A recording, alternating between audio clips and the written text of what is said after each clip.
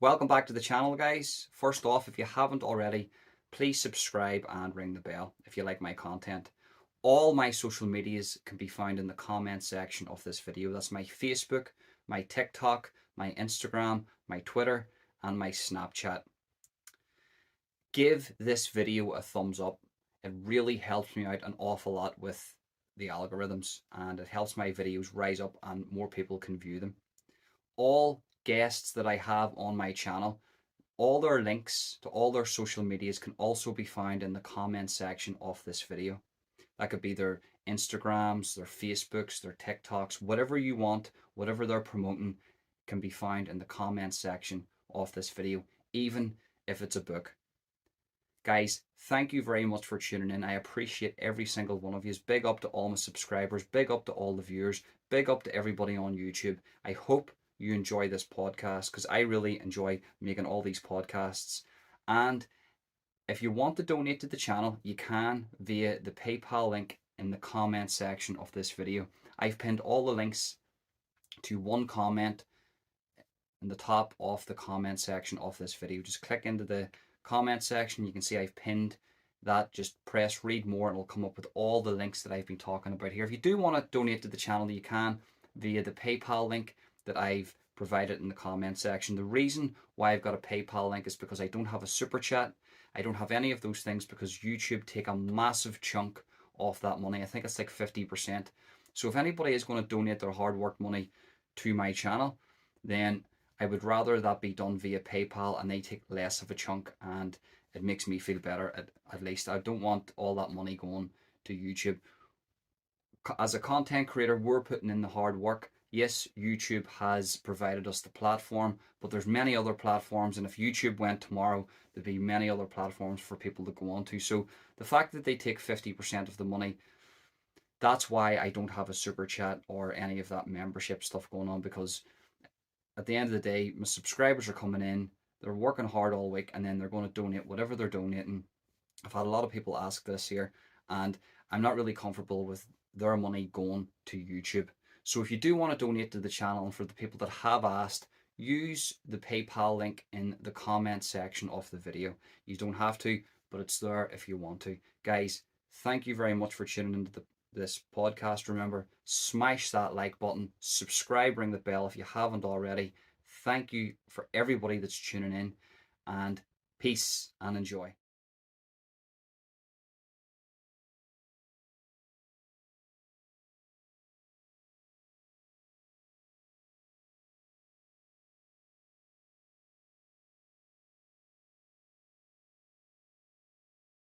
Ben Hornsby, you can hear me okay?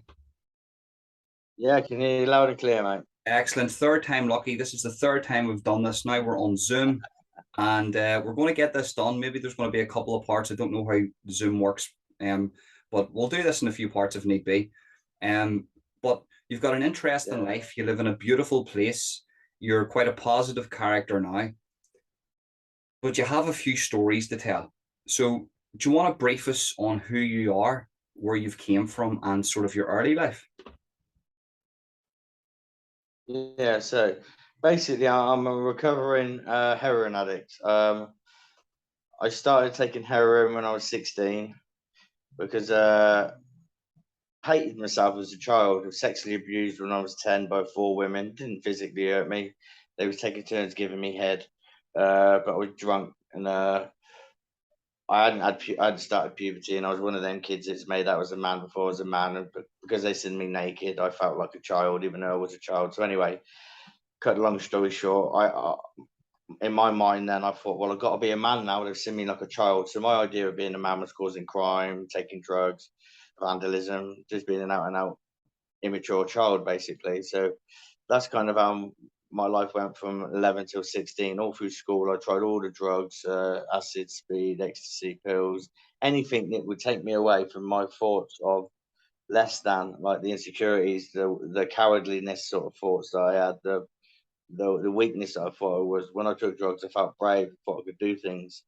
And then I met heroin for the first time, and it was almost like I'd found heaven. It was almost like when I first smoked it was like the clouds opened up and I was in heaven and I felt safe. I could do everything I thought I could never do. I felt brave, so I just thought, okay, well, I've only got to spend a tenner a day because I was working, and I can have a great life, not realizing the pain that come. But after a week, I started withdrawing, then realized what in a world of shit I was actually in. So basically, from then on, my life was pretty crap. It went on a slow, continual decline of shoplifting, petty thieving, burglary. Got caught selling heroin to undercover police, which they'd done a very good job at it because they sent 3 people around to me for 3 months. And I thought they were my friends, but little did I know they had cameras on their dungarees filming me. So I got done for that. And when I was in prison, I got into a lot of trouble. Not a lot of trouble, because I was fascinated by the Cray twins and Charlie Bronson back then, and I always wanted to go to prison. But when I was sat on that prison bus clucking, I didn't want to go to prison, mate. I tell you, I actually thought I was going to die in that prison cell, in that prison, because I was 8 stone, dripping wet, skinny junkie. But when I done my detox, started going to the gym and got brave again, that immature foolishness behaviour come back, and I wanted to be a gangster again and got involved in stupid things like hostage takings, barricading. But I won't go into that because I don't want to glorify it because it's a mugs game prison. But yeah, I didn't learn my lesson when I was in jail. But when I got to the end of my sentence, I was told I was going to get tagged. I was looking forward to it. I wanted to stay clean because I'm from the Cotswolds, Oxford originally, and I just wanted, because I love fishing, and I just wanted to go fishing, feel the wind on my skin again naturally, which I did do, but with a bottle of cider in my hand.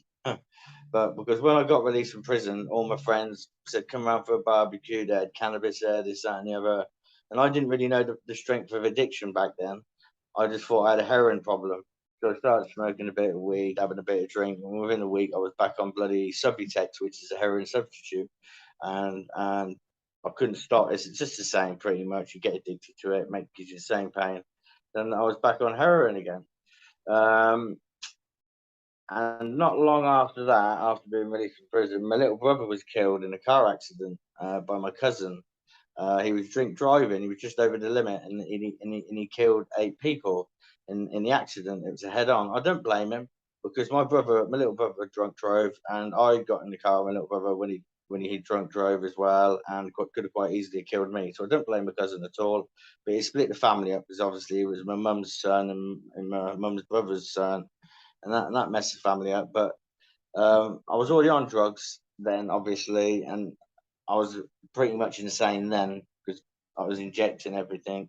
But I went completely insane then when my little brother died. I'd lost the plot because we was very close, and I was injecting anything I could cook up in a spoon, like ecstasy, everything, Valium. I was cooking up and I was injecting it, and I went completely mad.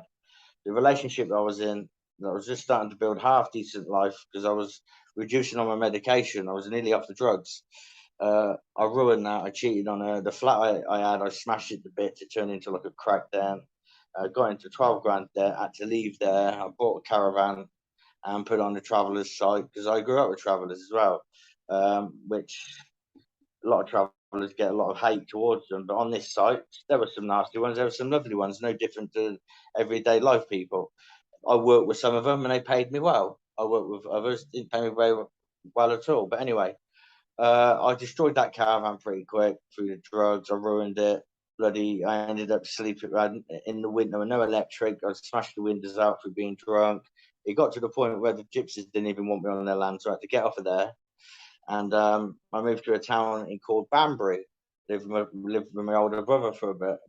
Always had a few jobs, always managed to get a few jobs, but I always got sacked under the influence of drugs. And I always said to myself when I was on heroin, because what people always warned me, don't get on there because you'll end up bad. And I thought I won't because I can handle speed, I can handle coke, and I can handle weed. I thought I can handle heroin, but I always said to myself, as long as I don't end up homeless in the street begging, I'll be all right. Well, that's what happened. I ended up upsetting my brother. He kicked me out because he couldn't stand me because of the way I was behaving, and I had to sit down on the streets and beg for money, and that completely broke my spirit. And then I did that. Luckily it was in the summer. And this is how deluded I was. Right, I was sleeping underneath a canal bridge, and I thought, well, at least I've got a roof over my head. I laugh about it now, but Yeah, it was completely insane. Then one day, a little boy came up to me and gave me a little bottle of water, and it broke my heart because most kids would walk past, spit on you, shout at you, and swear at you. But he gave me this bottle of water, and I actually guessed he was about 8 years old. Then he's gone into the shop, done whatever he done, and he come back out and he's looking at me, and I'm thinking he's probably looking at me thinking, what a state of that bloke? Because I look rough like a tramp. I shouldn't say that word really. I look like a dirty man on the street, like you do when you see other drug addicts begging on the streets. But he came up to me and gave me £3. And I thought, bloody hell, at 8 years old, there's no way I'm giving nobody none of my money at 8 years old. I'd have been keeping it for. I used to buy polos and Hubba Bubba. That's what it was back then in my age, Hubba Bubba chewing gum. I wouldn't have been giving no money. I certainly wouldn't have lent none either. But he gave it me and it just broke my heart. And I thought, well, if he feels sorry for me, why the bloody hell don't I feel sorry for myself? So I went and I tucked my sleeping blanket away. I went and got help. There's a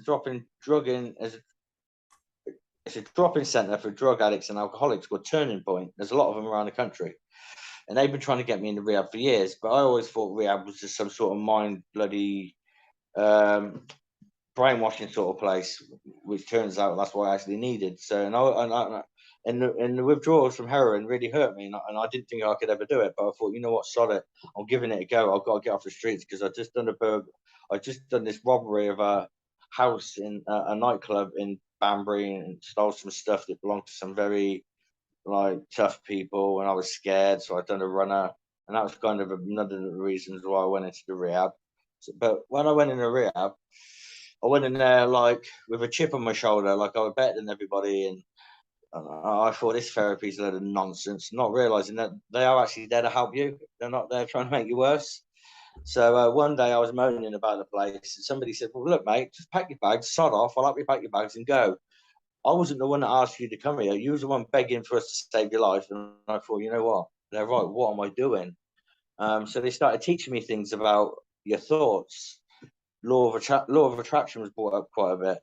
And the breakthrough for me was when they said our thinking controls our future. What we think about, we become. And I thought, well, it baffled me for a bit. And I thought, what we think of our thoughts control our future. And I said, I don't understand. And they said, well, what did you used to think about yourself as a child? I said, well, I'm thick, I'm useless, I'm a junkie, I'm no good for nothing, I'm a failure. And they said, okay, fair enough. So what was your life like? And I said, I was a homeless street beggar. And they said, well, there you go then. And I said, well, what do I do? They said, change your thinking. I said, but how can I? It's true. What I've just told you is true. And they said, no, thoughts are not true. They're just like thoughts and memories and different things that just go through your head that you believe. They said, because you can't be that thick because you managed to get yourself in rehab. So I'd say you're pretty intelligent. And then it just hit me. I thought, oh yeah. So I started transforming my thinking. So instead of thinking negative, I started speaking love into my life. I didn't believe it to start with, but I had to tell myself, this is what they made you do. Made you look in the mirror and say, I love you, I love you, I love you, I love you, Ben. I love you just the way you are. I love you just the way you are. Every day. We had to say it 300 times a day. And some people used to say, I ain't doing that. How can you do that every day? And then somebody said, well, you've spent all your life calling yourself good for nothing, useless junkie.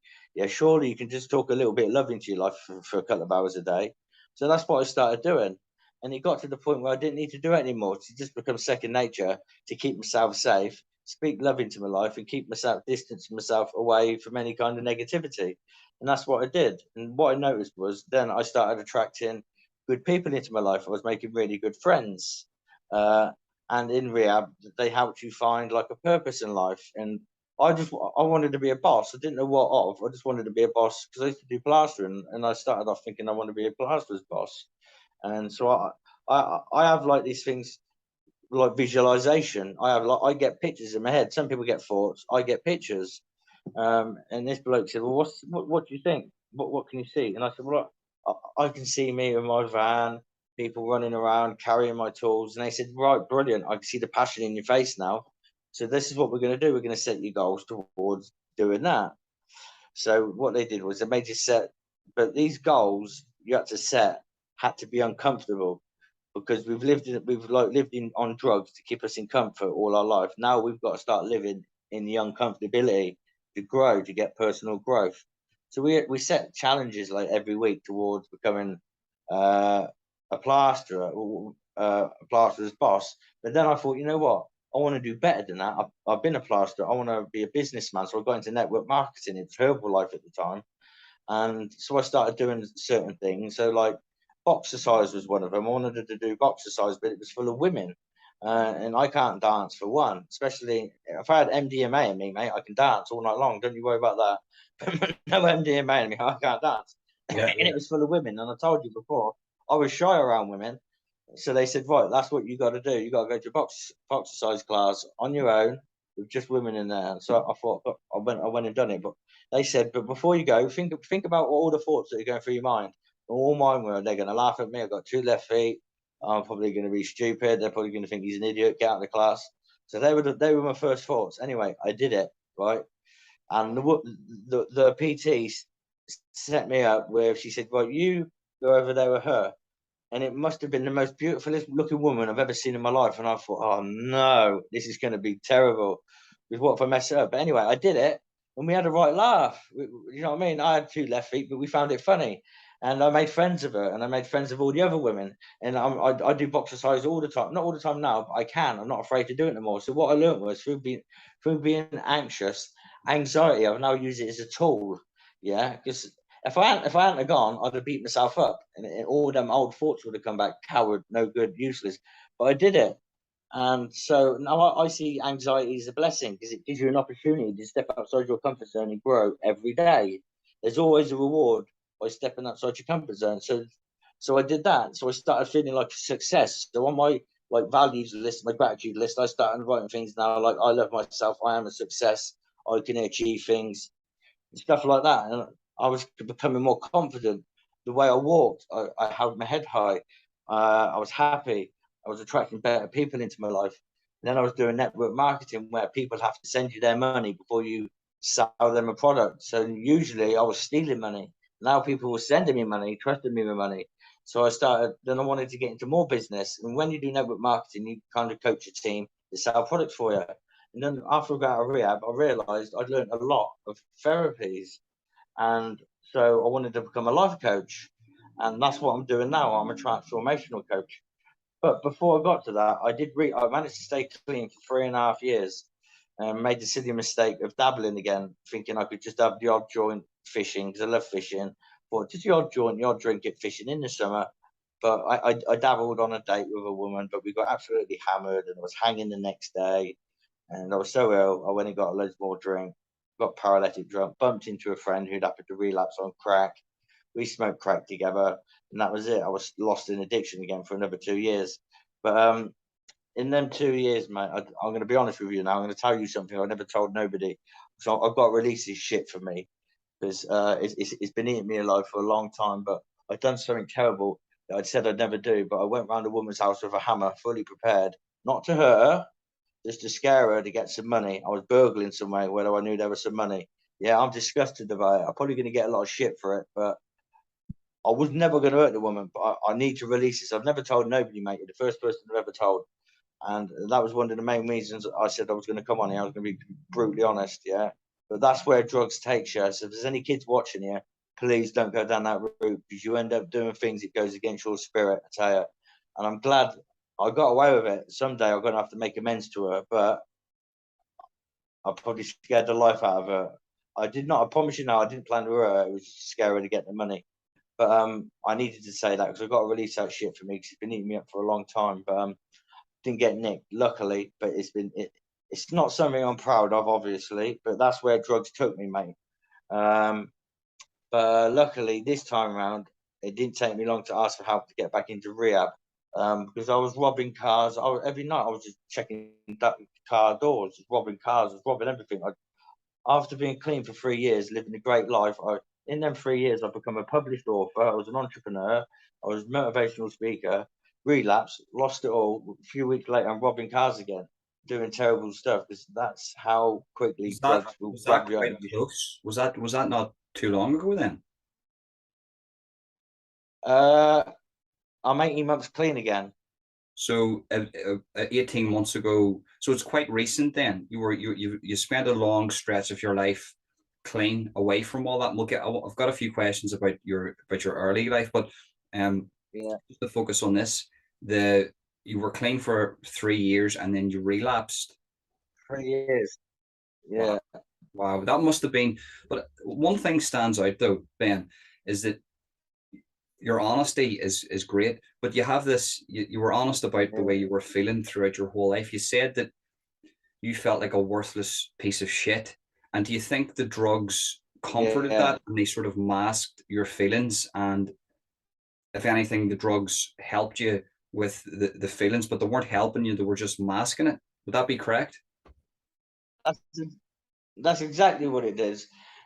It's like I disagree when doctors give people medication for anxiety because they don't stop they stop the anxiety for a short time, but when you come off them later on, the anxiety is still there.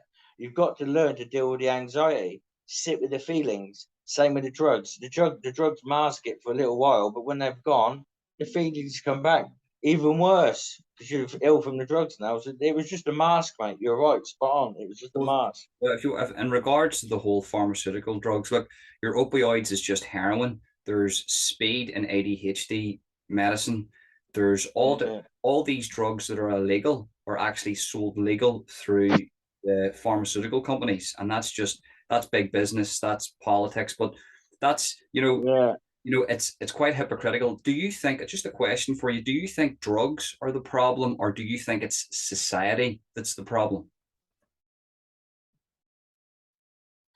That's a difficult question, mate. That one is. For me, my problem was I didn't love myself. Yeah, that was my problem. I didn't love myself, so it was almost like it's a difficult one to answer. I didn't love myself, so I took drugs to learn to love myself. Society, it's a difficult one because they just give out drugs willy nilly sometimes in the doctors. Some doctors give out stuff they shouldn't be giving out. I don't know if they should bring out like give methadone heroin to people. I'm not sure because weed's becoming legalized in certain countries now. I don't know what to think about that. I know it's got its benefits, but what if you see young kids now at 14 smoking vapes? If weed's legalized, you'll be seeing 15, 14-year-old kids smoking zoots. Do you know what I mean? It's not going to do their lungs much good. But I don't know. That's an hard. I mean, I've never been asked that one, mate. I'm not sure, really. What I mean by that is what I mean. Do you think that the drug, you get addicted to the drug, or do you think it's because of the people's lives, the way they live in society, their mind frame, that sort of Yeah, makes. yeah, yeah. I think it is. It's probably yourself, the way your life is. If you're not comfortable with life and you can find comfort in something, and it turns out to be drugs, it's that. Yeah, yeah. My drugs was the problem.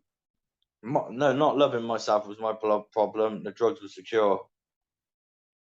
Well, Yeah, there's that study that was in America. Just to talk about this because it's quite interesting. It's quite fascinating. The whole drug debate and what people's experiences with drugs. Like there's that professor in America who's, I think an ex Harvard professor, and throughout his whole career he would have smoked heroin, but it was heroin that he would have made himself, and he was never addicted, and he could come off it and go. yeah. You think Do you think if you loved yourself, do you think if you had the confidence as a kid that maybe you wouldn't have got into those situations? I think I would have avoided a lot of them situations, but I probably would have probably dabbled in something. Yeah, Yeah. And yeah, a question now about your early life, because you've talked about a lot, and forgive me if I forgot a few things, but I'm trying to pick out the main points. The the when you were young, you were sexually abused by, was it three women? yeah, Four women. Now, a lot of yeah, people will be watching this, and we live in a society today where they go, "Oh well, that's a lucky man, that's a lucky guy," because men are not seen that way. We're seeing, it's only yeah. women that get abused in that sense. But in that moment, did you know what you were doing? Were you coaxed into that? What if No, you? I, I was paralytic drunk, mate. Yeah. They dragged me into a wood naked. They took me into a wood and took my clothes off. I would. That's why in rehab I said it was experimentation, and rehab said no, that's sexual abuse. You was drunk. You didn't know that. You didn't know.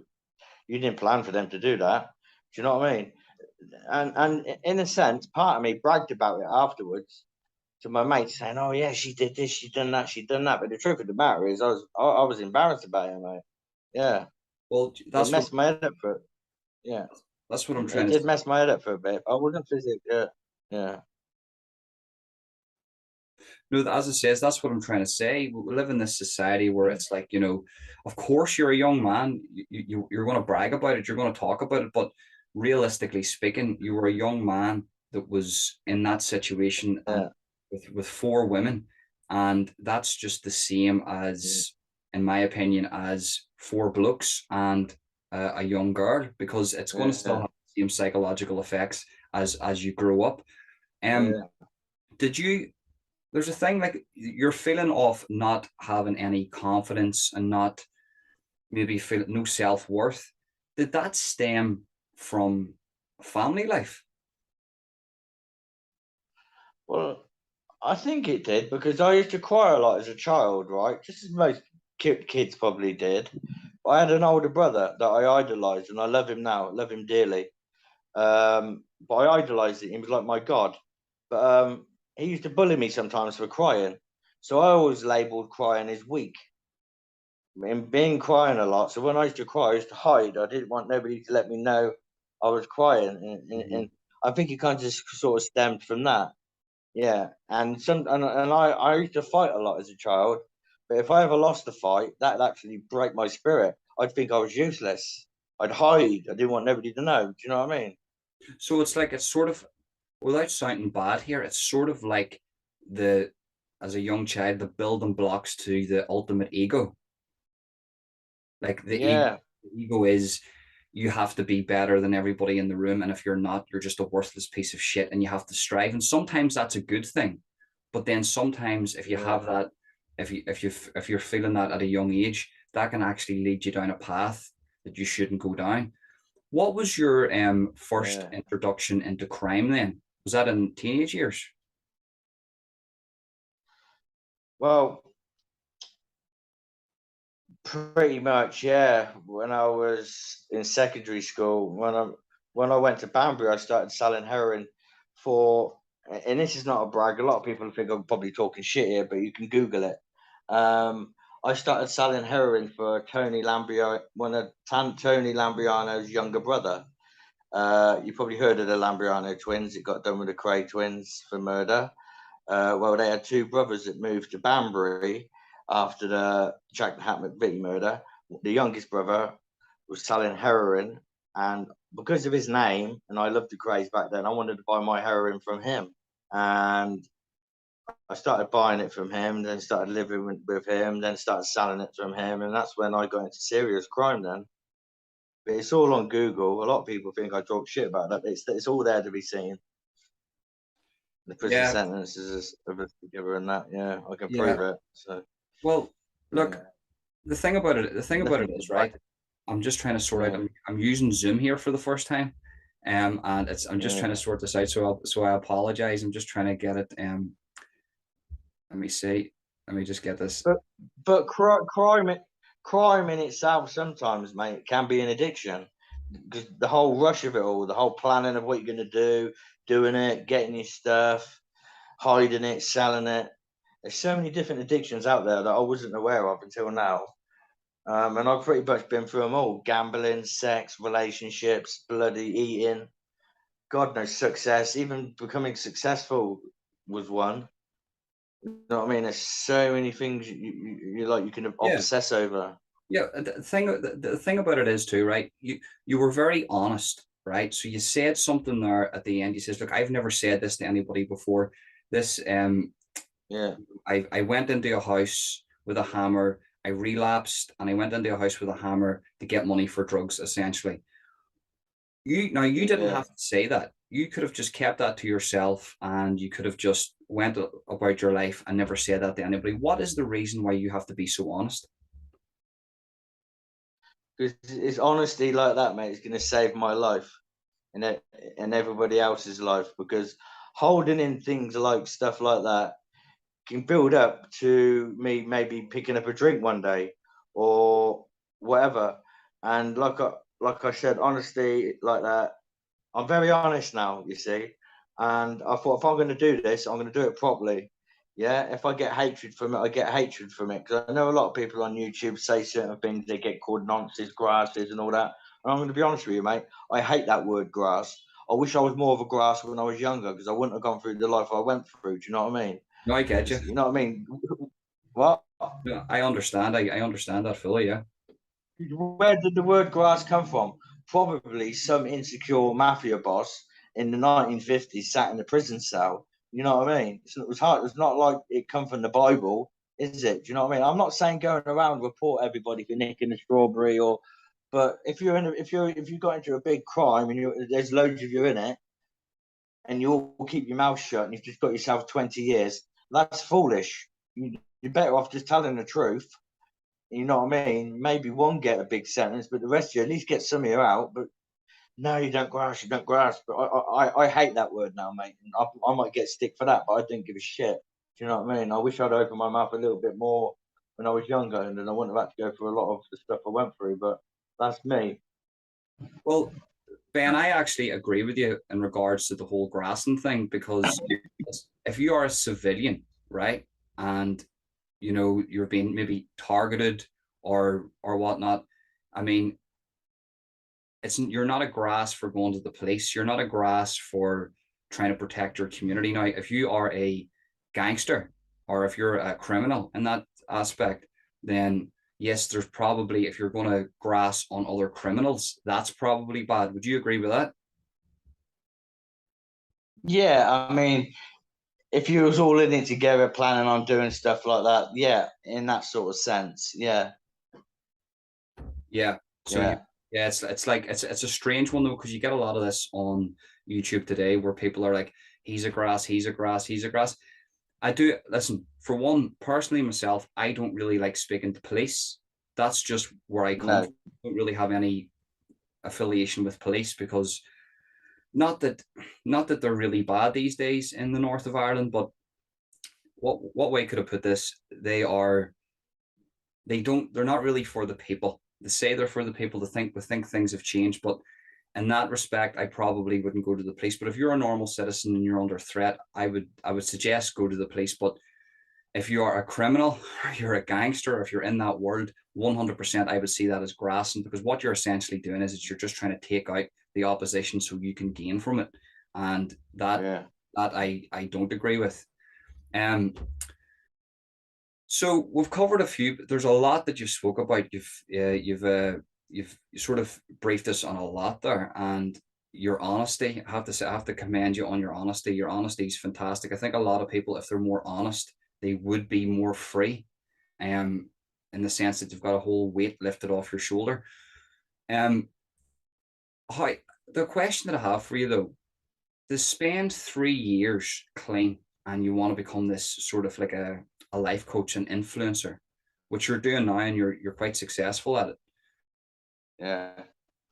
How did it feel then at that moment? Like there's a moment there that you talked about that you had a couple of smokes off a joint, you then had a couple of drinks, and that actually made you spiral out of control. Was it just that little thing, or was there more to it? And how did you feel going back into addiction again? Well, when I look back at it now, since I was in rehab again, I realised the power of addiction. It had me from day one. It had me in every area, like I was saying.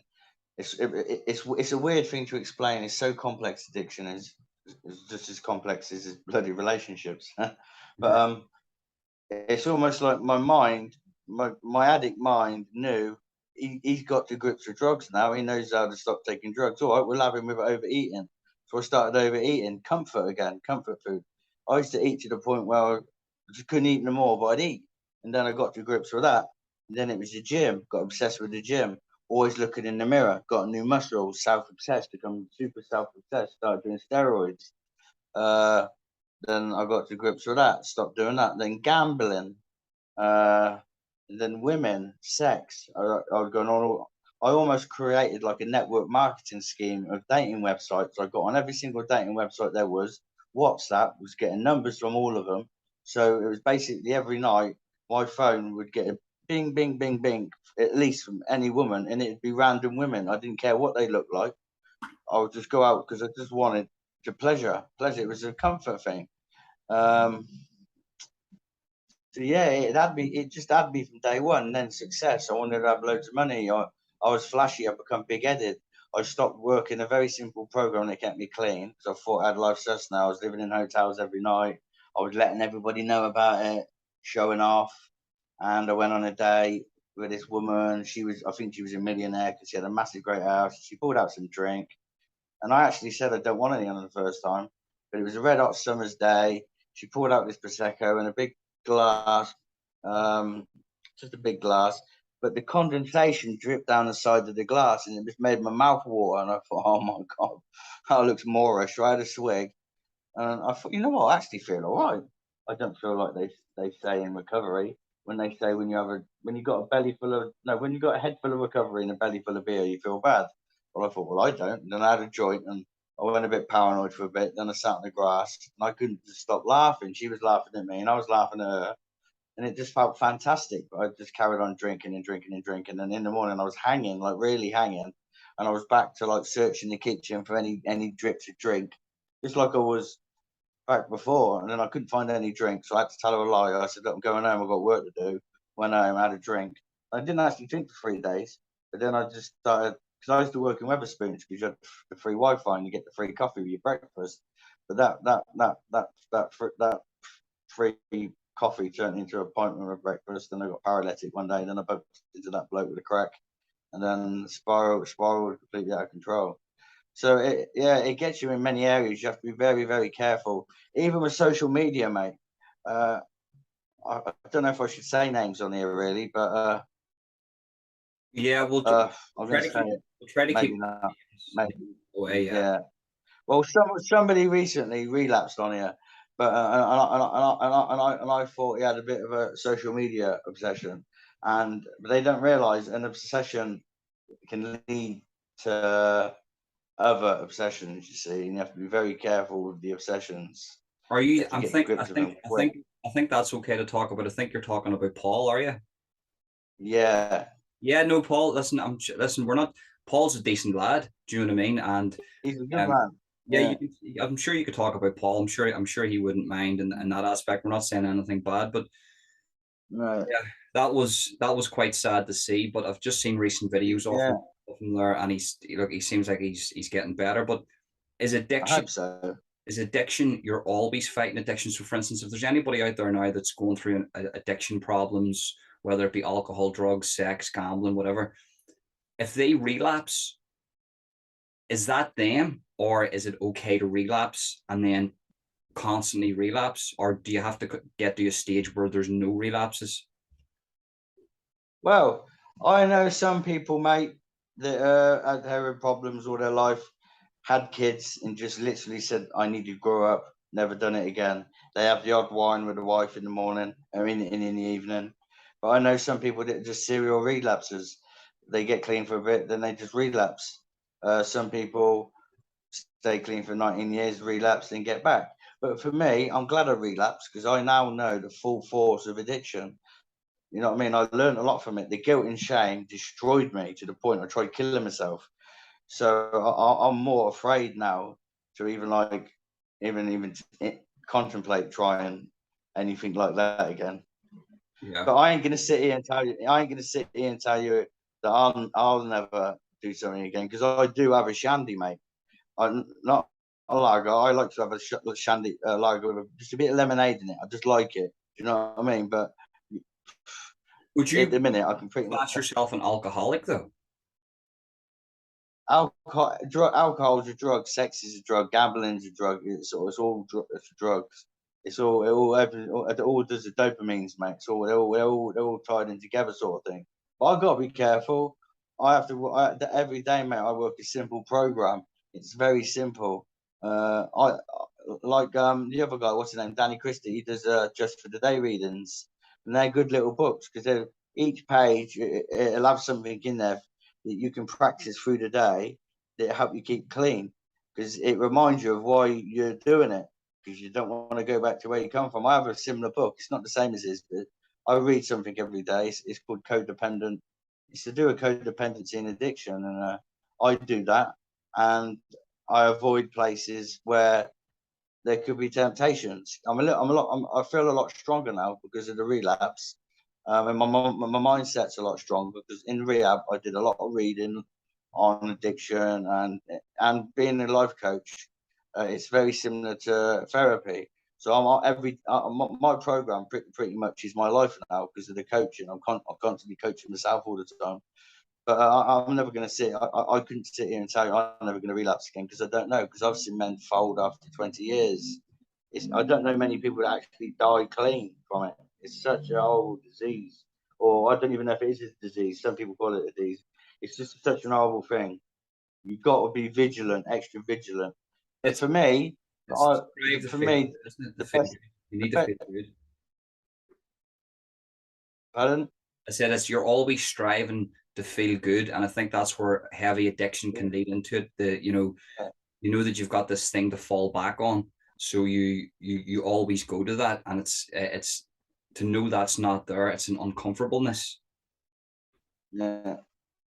But for me, this is a thing that works for me. You've got to create a life where you don't want to use, and you also got to create a life that you don't. You've got to create a life where you don't want to use drugs, and you've got to create a life that you don't want to lose. And that's what I've done right now. I've got so much to lose now. I'm living in Bali. I walked out of rehab 6 months ago, just enough money to get the plane here. A friend of mine paid for the rent, but luckily I learned how to make money online. And so I'm not loaded, but I earn enough to live here pretty well. But I'm building on a business now. I'm in a position where I can hire people to work for me and advertise for me to make money. It's nothing to do with coaching. It's online advertising. But coaching is going to be my bread and butter. I've just been fully qualified as an internationally accredited life coach. I'm doing one more course, and they're going to launch my coaching course for me. At the minute, I'm just getting into it. I'm just starting doing sometimes you might on my Facebook you'll see content. You won't see banter, not much banter. You'll see my content that offers value. So somebody will read it, at least someone will read that and think, you know what, I really like that. I'm glad I read that today, because I get that every day. People messaging me saying thank you for that. So I always try and offer value all the time, because I used to be on Facebook just saying random stuff like I'm going for a shit or just been Yeah, to the dentist or something like that. Do you know what I mean? yeah. I Listen, don't do that. that's a good point because basically what you put, social media is not going to go away. So if you're going to put something on social media, you'd rather somebody read it and actually take something from it positive than Yeah, take something negative. yeah, I get that. I listen. Fair play to you. That's what it's about at the end of the day. And I actually think I know we're not going to just talk. We're not going to talk about the YouTube thing and all the rest. But if you look at the sort of use that as an example, if you look at the people that are watching that demographic of YouTube constantly, it's a very yeah, dark, negative energy, and yeah, not only are you watching that, but you're taking that home with you, and you're seeing a lot of like in that demographic of people, you're seeing a lot of family lives getting broke down. There's a lot of addiction. There's a lot of alcoholism. There's a lot of people beating women. There's a lot of noncery. There's a lot of this stuff, and yeah, if you're constantly watching that stuff, you're going to take a part of that with you. So, listen, I commend you for doing that because at the end of the day, it's not just about being positive; it's about being constructive. And if yeah, somebody's seeing your content on Instagram or whatever social media platform that you're on, and it's maybe they're taking something good from that that's going to help them, then that's at the end of the yeah, day, you're essentially helping people. And great, listen, yeah, I'll leave the link for your Instagram and all your social medias that people can yeah, find you on please. in the comment Well, section. the reason I do it is, mate, because I've stole, robbed, cheated, stealed, taken all my life. Now I'm in a position. I found my purpose in life, and it is to help others because I can. Because people reach out to me a lot, and that is my purpose. And I'm a great believer in what you give, you get back. I'm not all about money, but I've got to pay my bills. Do you know what I mean? But sometimes you can help somebody, and what comes back, it's not seen by the eye. It's spiritual well-being. It's a beautiful feeling. You know, you've just changed someone's life for a few simple words. You know what I mean? But sometimes people do reward you with material things or whatever. It's not all about that for me. But obviously, I've got to pay my bills because some people say, "Oh, you're a scammer. You're preying on the vulnerable." Well, look at all these other different jobs out there. You got Tesco, you got Aldi that sells spaghetti for 20p. Then you got another shop that sells it for £3. You know what I mean? It's no different to that. Who's the scammer? I mean, Well, essentially, some people just you're trying to help people at the end of the day. It's not you're not yeah, scamming anybody. You're not no, selling no, stuff. You're out there selling stuff, but at the end of the day, you're not scamming yeah, anybody. You're not saying you have to do this. You're just laying it all out there. yeah, And if people want to come in or whatever job you're doing, the networking, the marketing, or the life coach, it's it's up to them. You're not forcing people to do it. yeah. And for this YouTube thing, I won't go into it, but these haters and these trolls, right? They probably don't know this, right? It's a lot easier to hate on somebody else than to admit that they actually hate themselves. And that's what it is. They don't like themselves, so they make themselves feel better by trying to put somebody else down. And that's the truth. Well, I trial run it. I said there was people that came to me a while back. There was lots of lies going on about me all over YouTube, saying I was this and saying I was that. And Yeah, a lot of people came to me, and I wanted to sort of live by the sword and die by the sword. And I says, look, I said, we have to defend you here, Ronan. And I says, never ever defend me. Let people tell lies, because there's one thing: lies never gain traction. The truth does. So no, I never had anybody defend me. I never even defended myself. And what happened was, because it was lies, it all fizzled out and it burnt out because there was no substance to it. And yeah, I use that as an example now. If somebody's frustrating you in life, or if you're being ate up by whatever is going on, and there's lies, and you're with really negative, dark people, maybe attacking you, or maybe whatever situation you're in, if you take a step back and you're a good person and you know who you are, then you'll not really need to have to yeah, defend yourself or throw a fist up or do anything. Just take a step back, and in 4, yeah, 3, 2 months' time, maybe even a week's time, you'll look back and you'll think to yourself, it's a good job I didn't even react to that. Because if you keep reacting to negative things, the negative things tend to happen in your life. Only react to the yeah. positive things that happen in your life, and more positive things will happen. And I don't mean to go on like a bit of a guru myself here, or because I don't know anything about this. No, but listen, mate, listen. Honestly, that's exactly what I do. This is what I've decided to do now with negative comments. I don't even reply. Do you know what? I don't even delete them. I'll leave their little negative comment there, right, for everyone else to see. Because I've had people in the past saying, "Look, I'm really, really sorry I had a bipolar episode. I didn't mean to say that." I don't even delete them. Don't even entertain it. I let them speak because it gives you more engagement anyway. You know what I mean? So I just leave it. That's true If I too. know if I know I ain't done nothing wrong, if I know I ain't done nothing wrong, say what you like. 'Cause I didn't give a shit. Because what people's reality of me is not my reality. Do you know what I mean? So they can think what they want. That's the thing. Like, it's just sometimes, and it's very hard to tell people this. And you see a lot of people that are a lot more successful. I see a lot of big YouTubers. I'm not going to mention their name. They've got near 1 million Yeah, subscriptions, and they're always focusing on the negatives. They're always answering the other people. yeah, If I say something bad about you, Ben, or you say something bad about me, yeah, sure, okay. Do you believe that? There's no way I can change your mind about me, but there is. Your actions change people's mind. It's not about what you say; it's about what you do, essentially. And if you do the right things, then that teaches these people that actually, look, I am not this person, and my channel is clean these days. There's none of that. Um, there's none of that stuff that goes on my channel anymore, and I live by the sword, I that's die by good. the sword, and that's it. There's a question I wanted to ask you though, Ben. What was prison like? Did you go to prison in England? Yeah, it was in England. So while I was doing my detox and I was clocking, it was horrible. It was terrible. When I put a bit of weight on and looked all right, to be honest with you, mate, for me, it's a sad thing to say of a 22-year-old. I was happy in there because I was safe. I had 3 meals a day, but I didn't see much. Didn't ever hear any rape. I see a lot of fights, people being stabbed, sliced up. But other than that, I breezed through there. To be honest with you, I was safe. But my life was bad outside. I was better off in there. You got your PlayStations. They've got even more now. You're allowed phones in your cells now. As you can see, there's loads of people in YouTube stations making them from prison and making a lot of money out of it. I won't mention any names, but they're doing it pretty well. No, I see it too. You know what I mean? Yeah, I But see it myself. It's crazy. It's absolutely crazy. But do you think that's a good thing or do you think that's a bad thing? uh, I don't know. I mean, if it keeps the crime down and people being in prison, I can't see the problem with it. But I don't know. It's a difficult one because a lot of people in prison going with an attitude, they still want to be a gangster. You see, the ones that want to go in there and change their lives, it's a shame. It's bad for them. Maybe, yeah. That's about all I can say for it, really. Because some people do actually want to go in there and change their lives, but then you got the gangs that still want to be gangs.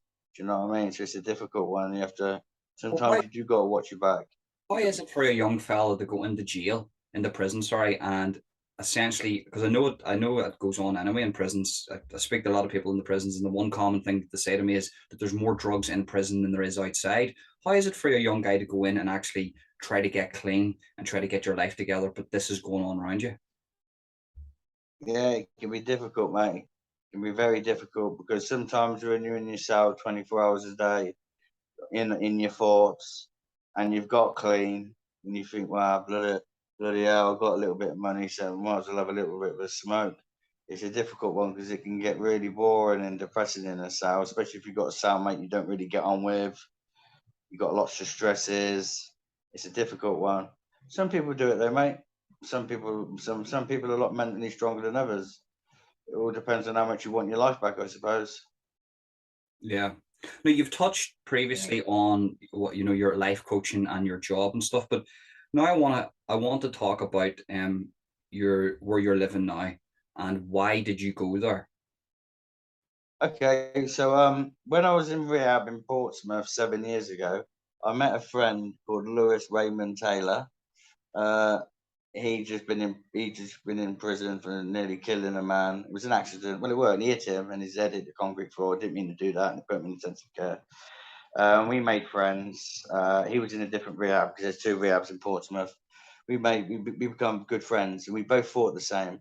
Between us, we've done loads of different therapies, maybe six, and we thought between us we could probably start our own like NA meetings and just help people, and that's what got us into coaching. Um, so he went to college, university, and got A's and everything, come top of the class, and he started coaching and started doing very well very quick. He's now lives in Bali now, and his company is valued at 25 million. It's called the Coaching Masters. Yeah, he's very successful coach, and he visited me. He flew over to England to visit me while I was in rehab this time. And said, "Look, Ben, I can help you come up to Bali, create a new life because it's very cheap to live out here. My rent is £100 a month, right? Wow. The food you can live for tenner a day. You can have three good cooked meals. Yeah, you can hire a moped for £70 a week. Don't need a license. We're supposed to have one, but nobody says nothing. Nobody wears helmets. The police bribe you. You just give them a bit of money if they catch you. It's a completely different world out here, and obviously it's full of Westerners. So and how can I say this without being inappropriate? But it's a hot country, and it's stunning, beautiful Russian women, American women, not wearing very many clothes, mate. It's a beautiful country. Listen, But go what listen, got me into coaching? honestly, go to people, go check out his Instagram because I watched it and I was envious. I was going, wow, this place looks like a paradise. Like, Yeah, listen, if I can do it, anyone can do it. You just find a little job where you can make, say, £500 a month or grand a month online. You can live out here like a king, literally. But what got me into coaching was because of the therapy that I done, and I realised the therapy that I learned is not just for addicts; it can be for anybody. And basically, my coaching program is basically what I learned in therapy. It's all starts with teaching people to love themselves first, because once you start loving yourself first, your life just improves in every area. And then set little goals to achieve things, help people find purpose, find direction. You know what I mean? I've even done like relationship coaching, even though I'm not in a relationship, but I know like it's probably best not to commit too early to a relationship unless you really know the person because it won't end well. You want to give yourself at least 3 months to get to know somebody before you tell them you love them. Do you know what I mean? Things like that. And I learned a lot about children, how to treat children, let children cry, encourage children to cry. Never like say, "Oh, don't cry, my darling," because crying is it's a normal part of life. You know, when you're born, what's the first thing you do? Cry or laugh. So that means there's two feelings, happiness or sadness. So that's what got me into the anxiety thing. So I thought, if happy and sadness is, if a baby's perfect when it's born and it cries and laughs, it's got two feelings, happiness and sadness, then happiness and sadness are both good feelings. Got to be for a perfect baby. So anxiety must be good, but society have labelled it as bad. Oh, son, you've got anxiety. Go to the doctor. Oh yeah, well you take this tablet. Nah, sit with your anxiety, learn to deal with it, use it as a tool, use it as a positivity. So I label all feelings as good. You just got to learn to deal with them, understand them. But Yeah, I think what essentially what you're saying is you need an outlet for all these emotions, for all these natural things that people feel. We've yeah, we've been feeling anxiety for since the dawn of time. Anxiety is a natural thing. It's about, instead of masking that anxiety, accept it, go through it, conquer it, and maybe yeah. you might conquer that anxiety that you have. Would you be totally When 100% anti-pharmaceutical then? I won't take no medication now for anxiety or nothing. No, never. I might take a painkiller if I'm in real serious pain, but I wouldn't. I don't think I'd ever get depressed again. Not through the therapy I've done, because I've realised happiness is a choice and suffering is a choice. Yeah, believe it or not, happiness is a choice and suffering is a choice. I have a little prayer that I say every day from a woman called Louise Hay. She's dead now. She did a prayer which called, "I am open and receptive to all the abundance and the beauty of the universe. Today is a good day because I will choose to make it so." So, say for instance, my brother died, yeah. I chose to destroy my life, yeah, and cry and take drugs. Then I thought about it. Is that would he really have wanted me to do that? Nah, he would have wanted me to have a good day, be happy. Do you know what I mean? Mhm. So next time someone else dies, I'm not. I might get sad, but I'm going to have a good day at their funeral. Doesn't make sense to be a fully depressed maniac at a funeral. Be happy for the life. So it's all different. It's just perspectives, different perspectives that work with different people. But for me, now I know happiness is a choice, suffering is a choice. Don't get me wrong, I do have days where I'm negative, but because of the therapy, I remember and I can snap out of it and say, "Ben, you know that ain't gonna end well." Then I switch to thinking. But I've got like a head for the toolboxes. I could go on for ages talking about different things. Um, but a lot of it's to Where do with can people find perspective. you though, Ben? Where can people find you if they're interested in your stuff and they want to join this thing, or they Facebook. Facebook? Well, listen, I'm in the process of doing an ebook, right, on my course I'm doing. Yeah, I've got a Facebook group. I think it's called All in the Mind. I can send you all the links. I've got a Facebook page and an Instagram page. I can send you all of them. So when you post your video onto Facebook or YouTube, you can add them if you want to, if you don't mind. Um, and people can reach out to me that way. I will add all social media links. And I don't know, have you got a YouTube channel? Not yet, but that's what I'm next. I'm thinking about doing it. I'm thinking about creating one because, like I was saying, I want to do something just pure positivity. Simply, just get a group like you, mate. You know, you're quite a wise fella, mate. I can tell by the way the questions you ask me because you've made me think. You know what I mean? Sometimes I speak with people and I don't need to think. You've made me think about certain things that I couldn't quite answer. So you're quite an intelligent person. So let's say there's you, me, a few other people with different uh, gifts. We all get together, just having a chat, just general chit chat, and there's someone on your audience who wants to come in. We say, "Come in, join us. What's wrong? And sit down with us. We'll have a crack." I'm thinking that at the minute, that's kind of what I'm thinking. Create a 100%, positivity man. Listen, sort of. you start the channel, and what happens is, what I'll do is, if you're watching this after the fact, way after, I will post the link for Ben's YouTube in the comment section of this video. So you just click that link and subscribe and ring the bell to his channel. It might not be up straight away. You might not create it straight away, but I will post it whenever I will Yeah. post it in this comment section of this video whenever he does make that, along with all his social medias where you'll be able to find his groups, Yeah. pages, his Instagrams. All those links can be found in the comment section of this video. And please go over and check his social medias out. Ben, Yeah. I think. And I'll do the. Go on. Sorry, go ahead. No, go ahead. Yeah, like I said, I've got a mate. I reckon he'd love to come on there, and I think you'd enjoy him on there. Listen to his story. He's a very good singer. And you might be able to help each other out as well, because he'd share your stuff. I'll share your stuff as well. If I ever see a video of yours on YouTube, mate, that I really like, I'd share it. You know what I mean? Because that's what I'm all about. What you give, you get back. Do you know what I mean, mate? And I'm only 6 months out of rehab, so I'm trying to do anything I can to create a life. I'm not going to start asking for a donation page, but if people want to give me a bit of money to help me build a studio or something like that, I'm going to accept it, mate. Because like I said, I'm fresh out of rehab and doing everything I can to make a life. But I'm not going to start like doing what they call bloody GoFundMe's. No, I'm not. But I think coming from this, because what's his name? Sean Atwood's his woman's messaged me. So I think when I go on there, something might come on there. I might write a new, because I'm already a published author. I might write another book. You never know. I might get asked to go to colleges, go to schools, do talks. Things like this normally happen. Where can people get your book? One sec. It's called. I can send you a picture of it.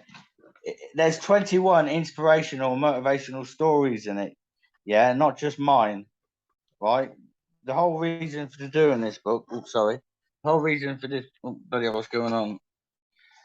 I was asked to go to an entrepreneur event once just to tell my story, how low you can go and how you can get back for it.